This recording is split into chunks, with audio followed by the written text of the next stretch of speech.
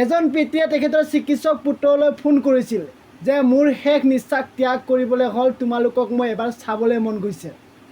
কিন্তু পুত্ৰই তেখেতৰ সন্মুখত নাহিলে আৰু এই ফোন কলটো খুবেই ভাইৰেল হৈ আছে। আচলতে ইয়াৰ আঁৰত কি ৰহস্য আছে?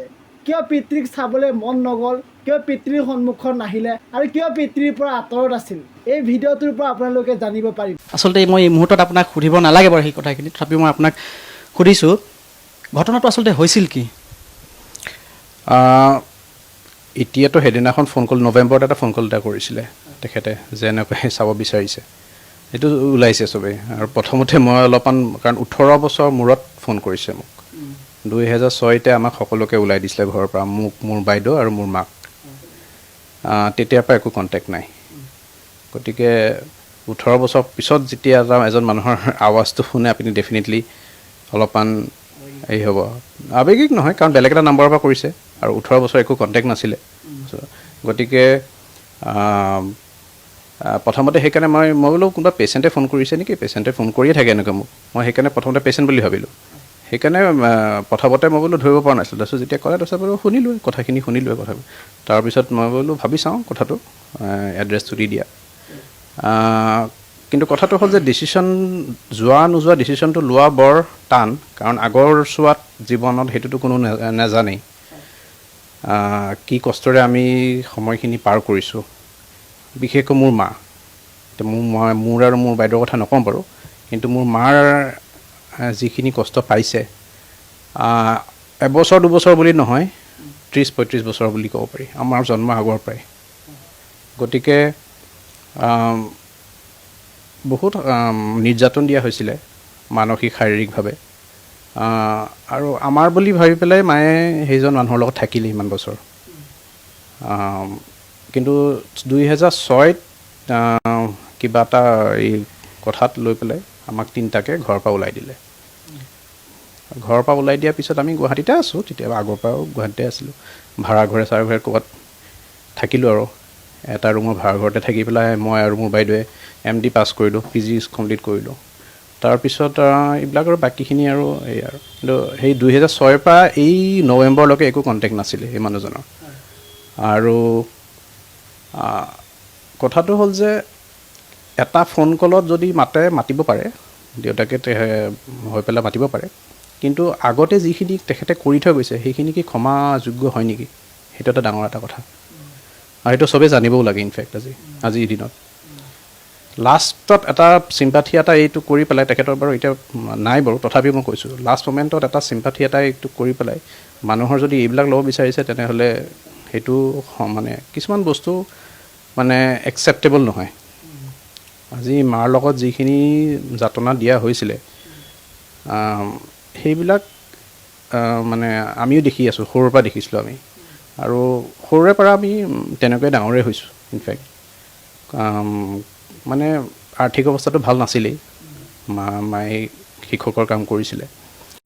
কিবা কৰি আমাৰ এডুকেশ্যনটো কমপ্লিট হ'ল আৰু এবাৰ MBBS পোৱাৰ পিছত স্কলাৰশ্বিপ পাইছিলোঁ, ময়ো পাইছোঁ, মোৰ বাইদেউও পাইছে NEC স্কলাৰশ্বিপ। তেনেকৈ আমি চলিলোঁ। তাৰপিছত এবাৰ পষ্ট গ্ৰেজুৱেশ্যন পোৱাৰ পিছত ষ্টাইপেণ্ডটো পাওঁৱেই, তেনেকৈ আমাৰ পঢ়া শুনা সুবিধা হ'ল।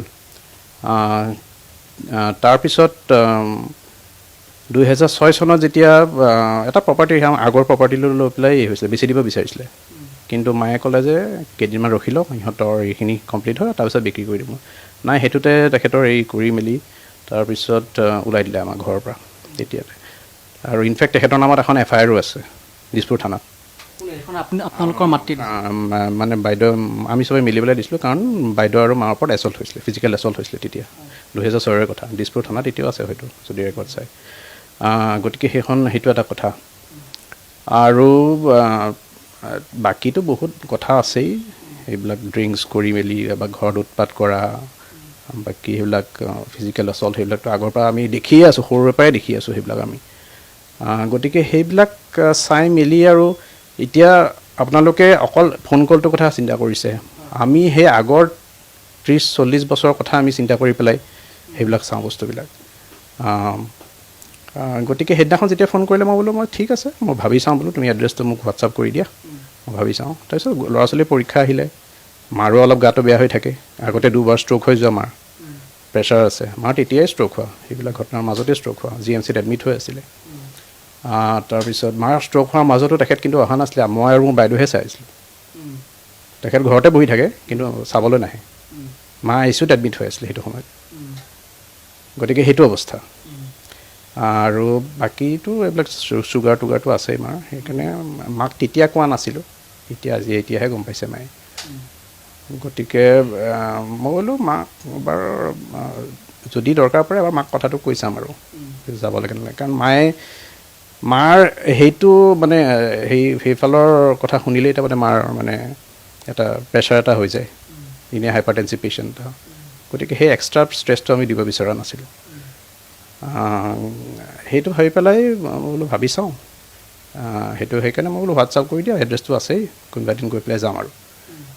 তাৰপিছত আৰু মাৰো সেই গা চা বেয়া আছিলে, সেইকাৰণে যোৱা নহ'ল আৰু পুটুককৈ সেয়া। তাৰপিছত ইহঁতৰ পৰীক্ষা চৰীক্ষা আহিলে, সেইকাৰণে তাৰপিছততো আমি সেই মৃত্যু হোৱা খবৰটো পালোঁৱেই আৰু সেইটো আৰু। ফোন কল যিটো ফোন কল এতিয়া ভাইৰেল হৈ আছে সামাজিক মাধ্যমতে হওক বা সংবাদ মাধ্যমতে হওক, তাত তেওঁ অচিনাকি যেন লাগিছিলে। আপুনি তেওঁক সঁচাকৈ চিনি পোৱা নাছিল নেকি প্ৰথম কলটোত, তেওঁৰ মাতটোত? হয়, মই আগতেই কৈছোঁ যে 18 বছৰ মূৰত মই আৱাজটো শুনিছোঁ। ডেফিনেটলি আৱাজটো বেলেগ হ'বই, অলপমান বয়স হৈছে আৰু বেলেগৰ ফোন নম্বৰৰ পৰা কৰিছে। গতিকে সেইটো ফোন নম্বৰ মোৰ ষ্ট'ৰ নাই। ইনফেক্ট তেখেতৰ আগৰ ফোন নম্বৰকেইটাও মোৰ ষ্ট'ৰ নাই। আগতে যদি কোনোবা কেতিয়াবা কৰিছেও মই হয়তো কিবা কাৰণত ধৰিব পৰা নাই, তেনেকুৱা। গতিকে ষ্ট'ৰ নাছিলে, সেইকাৰণে মই বেলেগ কোনোবা মানুহ বুলি ভাবিলোঁ, অচিনাকি মানুহ বুলি।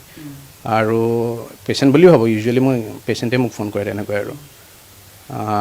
গতিকে সেইটোতে মই প্ৰথমতে অলপমান প্লাছ নেটৱৰ্কটো বেয়া আছিল সেইদিনাখন, নেটৱৰ্কটো বেয়া আছিলে, সেইকাৰণে পুটুককৈ অলপমান শুনিবলৈ দিগদাৰী, মোৰ এণ্ডত তাৰমানে শুনিবলৈ দিগদাৰী হৈছিলে।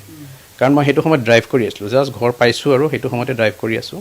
আৰু আমাৰ সেইখিনিত অলপমান নেটৱৰ্কৰ কেতিয়াবা গণ্ডগোল এটা হয় ইনিচিয়েল ষ্টেজত, সেইটো দাম। পিছত যেতিয়া গম পালোঁ তাৰপিছত কথা পাতিলোৱে। মই আপুনি কৈছে গোটেই কথাখিনি যে আপোনাৰ মনত বিষাদ আছে, মই যিটো কথা গম পাইছোঁ। 18টা বছৰে আপুনি আঁতৰত থাকিবলগীয়া হৈছিলে, তেওঁ খবৰ খাতিও লোৱা নাছিলে আপোনালোকৰ।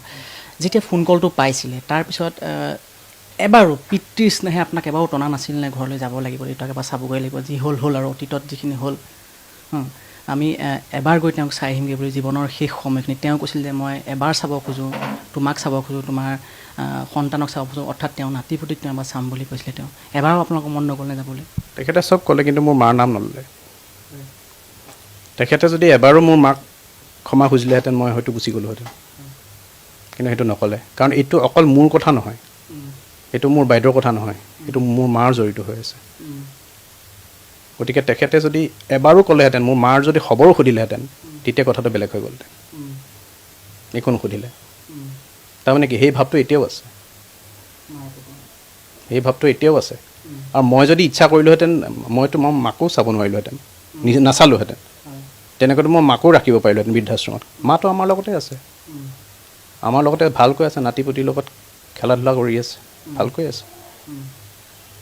গতিকে মোৰ এইটো অকল এই লাষ্ট 18 বছৰৰ কথা নহয়, আমি সৰুৰে পৰা যি দেখি আছোঁ সেইটোৰো বহুত এফেক্ট থাকে, সেইটোৰো বহুত এফেক্ট থাকে। মানুহ এজনে লাষ্ট মমেণ্টত ফোন কৰিব পাৰে, কিন্তু তেখেতৰ অনুশোচনা নাছিলে।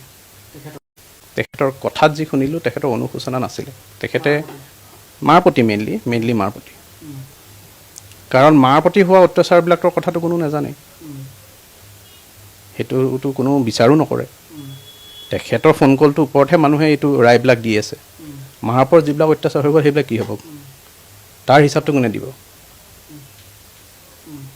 গতিকে সেইবিলাক বহুত ফেক্টৰ। তথাপিও মই অলপ চিন্তা কৰিছিলোঁ যাব লাগে নেকি।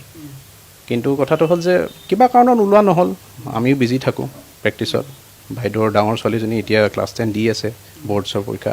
তাইকো বৰ বেছি দিগদাৰি কৰিবলৈ মই ইচ্ছা কৰা নাছিলোঁ।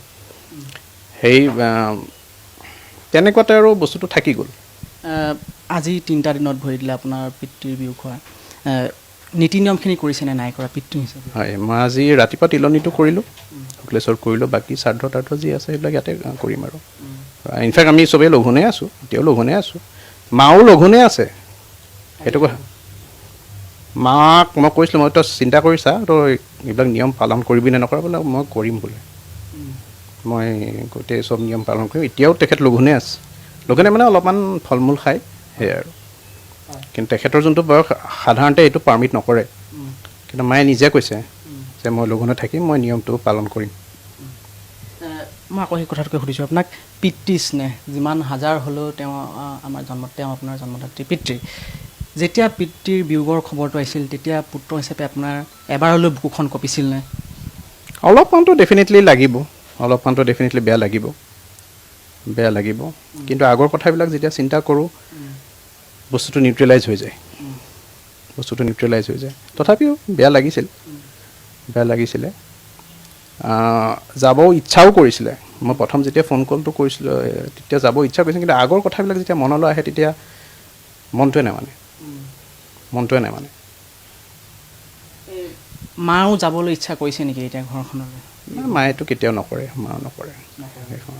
সেইখন ঘৰে মাক কেতিয়াও একচেপ্টে নকৰিলে, সেইখন ঘৰে কেতিয়াও মাক একচেপ্ট নকৰিলে। সেইটো আমাৰ জন্মৰ আগৰে কথা, গতিকে সেইখন ঘৰত গৈ এতিয়া একো লাভ নাই। প্ৰথম মায়ে যেতিয়া খবৰ আপুনি কৈছে যে আমি অৱশ্যে কোৱা নাছিলোঁ, আজিহে কৈছোঁ, অৰ্থাৎ আজি 3 দিন হৈছে, মাৰ প্ৰতিক্ৰিয়াটো কেনেকুৱা আছিলে তেতিয়া? মায়ে বৰ বেছি এক্সাইটেড নহয়, বৰ কথাও নকয়, কমকৈ কথা কয়। গতিকে ঠিকে আছে বোলে, চিন্তা নকৰিবি, পাৰ হৈ যাব বুলি মায়ে সেইটো কৈছে।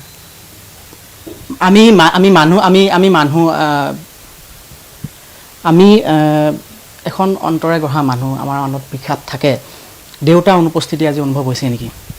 18 বছৰটো নাছিলেই, গতিকে বিশেষ এটা হোৱা নাই,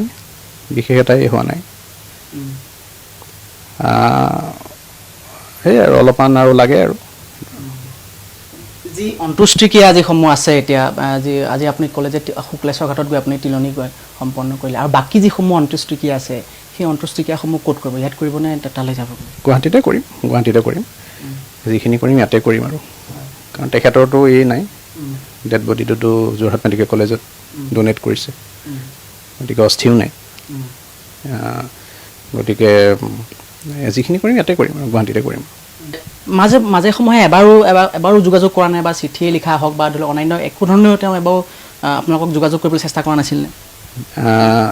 যোগাযোগ এটাই কৰিছিলে, যোৱা বছৰ ছেপ্টেম্বৰ মাহত এখন চিঠি এখন দিছিলে, এখন ৰেজিষ্টাৰ্ড পোষ্ট আছিলে, তাতে তেখেতে ইনফেক্ট আমাক অভিযোগ দি পেলাই চিঠি এখন লিখিছিলে। সেই চিঠিখনত আছিল যে মই আৰু মোৰ বাইদেৱে তেখেতৰ নামটো লৈ পেলাই আমি চব আমাৰ যিবিলাক ডকুমেণ্টছ হয়, আধাৰ কাৰ্ড, পেন কাৰ্ড, সেইবিলাক আমি বনাইছোঁ, কিন্তু তেখেত আমাৰ দেউতা নহয়, যদি দেউতা হয় কিবা প্ৰমাণ কৰিবলৈ ডকুমেণ্টছ দে, সেইখন লৈ পেলাই তেখেতে এখন চিঠি এখন দিছিলে। সেয়াই মোৰ ইয়াতো চেম্বাৰো আহিছিলে, চেম্বাৰটো আৰু এটা কপি বাইদেউৰ চেম্বাৰটো গৈছিলে। আমি তাতে একো ৰিয়েক্ট নকৰিলোঁ, কাৰণ কি কৰিম, যদি কিবা কেছ দিয়ে, আমাৰ ওচৰতো ডকুমেণ্টছ আছে, আৰু যদি তেখেত পিতৃ নোহোৱাটোহে প্ৰমাণ কৰিব বিচাৰিছে তেখেতে, গতিকে পিতৃ হোৱাটোতো প্ৰমাণ কৰাটো খুব ডাঙৰ কথা নহয়, DNA টেষ্টিং এটা কৰি দিলে হৈ গ'লচোন। যিমান দূৰ আমি গম পাইছোঁ আপোনাৰ পিতৃ, আপোনাৰ দেউতা এজন চখিন মনৰ মানুহ আছিলে, তেওঁ এটা হাই প্ৰফাইল লাইফ তেওঁ জীয়াইছিলে, কি ক'ব দেউতাৰ সেই লাইফটো? চখিন মনৰ মানুহ আছিলে, কিন্তু সেইমতে তেখেতৰ নাছিলে, মানে তেখেতৰ কি কওঁ আৰু, দায়বদ্ধতাটো নাছিলে, আৰু চখিন হ'বলৈ এটা লগত অলপমান পইচা লাগে, নিজৰ বাৰু কিছুমান চখিনতা থাকে, চখিন হ'বলৈ নিজৰ অলপমান পইচা লাগিব প্ৰথমতে, সেই বেকআপটো নাছিলে। যেতিয়া আপোনালোক আঁতৰি আহিছিলে দেউতাৰ কাষৰ পৰা, তেতিয়া দেউতাই কিবা আৰ্থিকভাৱে সহায় কৰিছিল নে আপোনালোকক? নাই, একো কৰা নাই। মানে আপুনি মাৰ প্ৰচেষ্টাৰ বলতে আজি আপোনালোক দুই সন্তান আজি আপুনি মূৰ তুলি থিয় হ'ব পাৰিছে? নিশ্চয়।